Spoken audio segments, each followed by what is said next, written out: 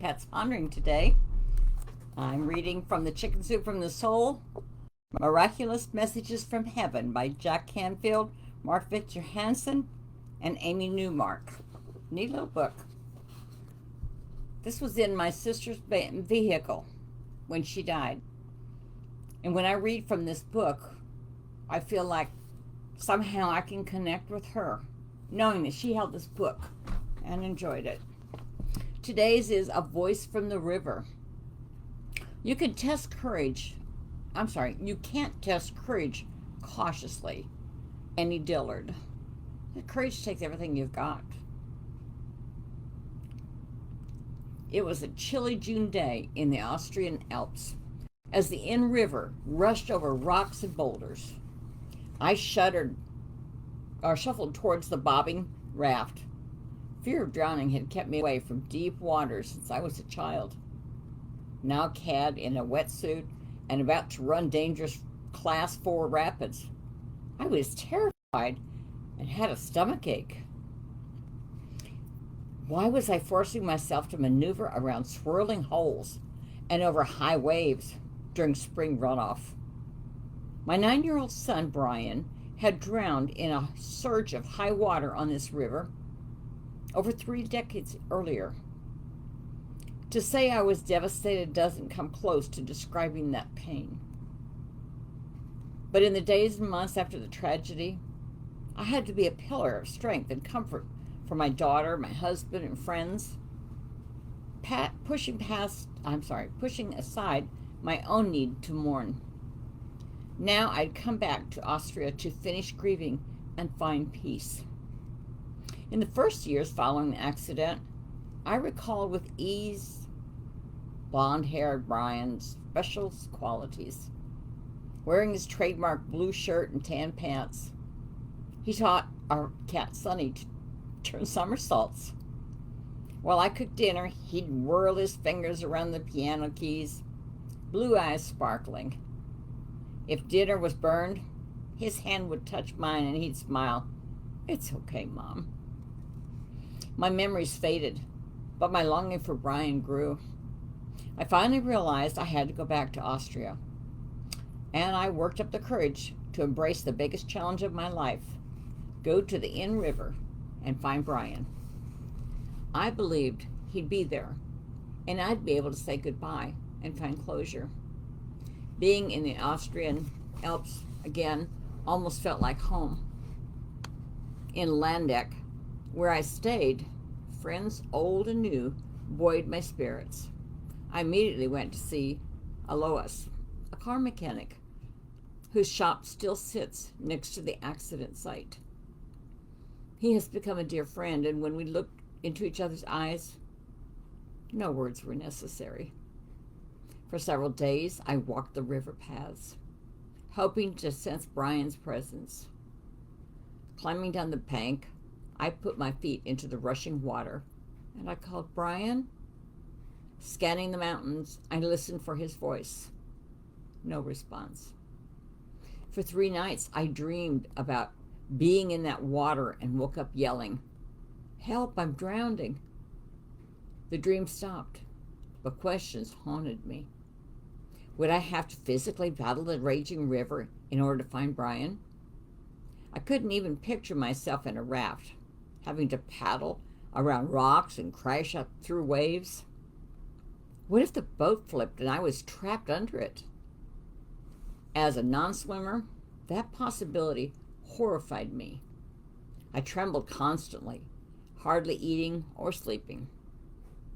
Those questions took me back to that tragic day on the river. My 2 children had gone to sit on dry rocks along the shore near Landeck. The river was a mere creek. With no warning, the dam, miles above, released millions of gallons of water, and Brian was swept off that rock and away. Still panicked after the dreams, I put off inquiring about available raft trips, but I was there to find Brian. The qualifications for rafting were capable swimmer, no fear of water, and experienced paddling. I'm at 0 on all 3. My yearning to reconnect with my son won out, and I booked a trip and signed the waiver. The evening before, I walked the hills. I told myself I'll be okay. But would I find Brian? If so, how would he appear? Would he be the same 9-year-old wearing his blue shirt and his tan pants? At the boathouse the next morning, 10 of us listened to the rafting guide repeat safety precautions. Then he handed out paddles. This will be a fun trip, but the Inn River is serious white water. We've got to miss rocks and holes and catch the current. The third rapid is huge and the most dangerous. I swallowed hard, but something kept me from giving up on the trip. The water hurried by at the put-in site. I lunged for the raft 3 times before flopping into it. Huddling in the front, I gripped the safety rope, white knuckles and all. As the other rafters paddled to the middle of the channel, I clutched my oar and whispered, "Don't drown." Our guide sat tall at the back. "Everyone listen up. The first rapid is just beyond the bridge. There's a large rock on the left and big waves at the end. First, we'll point right and paddle forward. Before the big waves, we'll paddle forward again and power through. Everybody get ready." Did I really have to paddle through big waves? Where was Brian? "Paddle hard forward," the guide said to my side of the boat. I paddled until we got close to the rock. The boat bucked up and down. I screamed and slumped to the floor. Burying my head, I sobbed, "Take me back." A warm hand gripped my shoulder. Thinking it was a raft mate or a guide, I glanced back. Everyone was paddling. In front of me stood 9-year-old Brian in his favorite blue shirt and tan pants, cradling our beloved cat Sunny.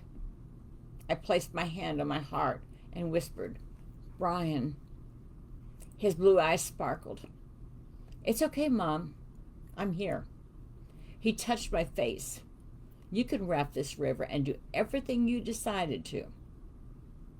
And I'll always be with you." His image faded. Yes, I could raft this river. Having my precious son with me gave purpose to the journey. I paddled hard, then shrieked as we blasted through the powerful waves. Whoosh!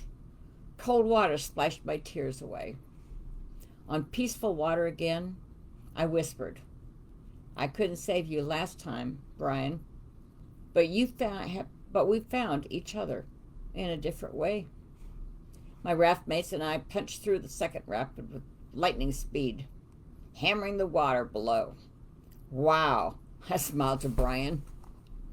"This third rapid needs your best skill," our guide said. "It has a very large, deep hole. If we get stuck in it, we could easily flip." My raft mates and I stroked as our lives depended on it. They did. We missed the hole.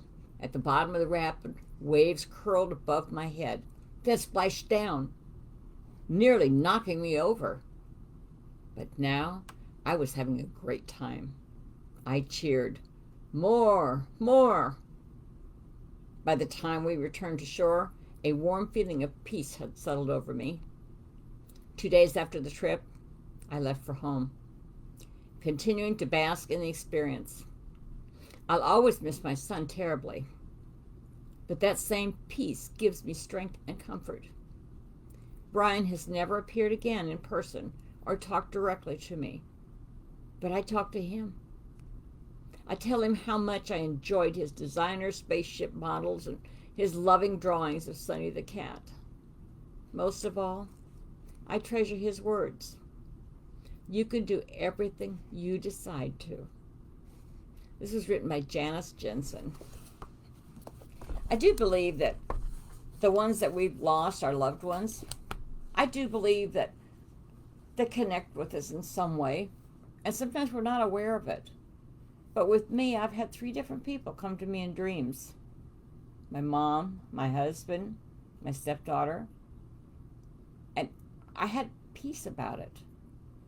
It was wonderful. It's only the one time. But I think we have to leave our hearts open and make them welcome. We can't just put up a roadblock and say, oh, well, they're gone and that's the end of it. I think they do reach back and touch us. I do. And knowing that we'll be with them again, that gives me peace. All of my family members that I've lost, my children, my husband, parents, sister, brother, my son, yeah. I will miss them. But every day I live, I've gotten to live one more day with the people I love here, and I'm one day closer to being with them. And I know we'll be together again. I don't think they ever truly leave us. They're always in our heart. Always in our heart. That's Pat's Pondering for today. Thank you.